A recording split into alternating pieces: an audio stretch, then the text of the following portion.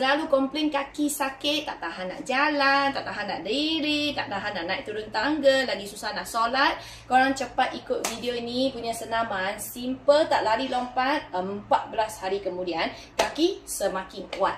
Step pertama, kaki kita ke belakang. Macam ni, angkat. So, korang boleh kira. 1, 2, 3, 4, 5, sampailah 30 kali. Okay, ini step nombor 1. Simple kan? Senang. You boleh tengok TV buat, you boleh main handphone buat. Okay, second step, kaki sebelah keluar. Bila keluar, sentuh je jari. Angkat tu, Mik. Balik, belakang, sama juga. Sentuh je jari. Depan, belakang. Depan, belakang. So, buatlah. Bila-bila masa sahaja. Kiri kanan sama. Depan, belakang. Depan, belakang. So, badan kena stable. Jangan ke depan, jangan ke belakang. Kalau korang selalu angkat kaki kan, badan tak balance, korang pegang je lah. Macam ni. Pegang dinding ke, meja ke, kerusi. So, korang boleh lebih stabilkan you punya kaki. Macam ni.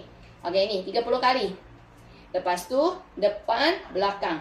Depan, belakang. 30 kali. Sebelah kanan, 30 kali. Sebelah kiri. So, kita repeat 3 hingga 4 kali. Tengok keadaan. Ada orang kaki dia sangat lemah. So, mungkin 1 round je lah you boleh buat. Kalau you punya kaki dah semakin kuat, buat sahaja. So, senaman ni tak semesti korang nak pakai baju tayar.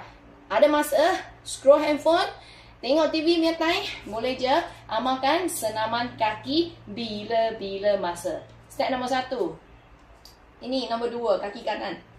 Ini nombor 3, kaki kiri. Cepat follow, like, share, save video ni untuk rujukan masing-masing. Korang ada apa sakit lagi, bagi tahu Water Mami dekat komen.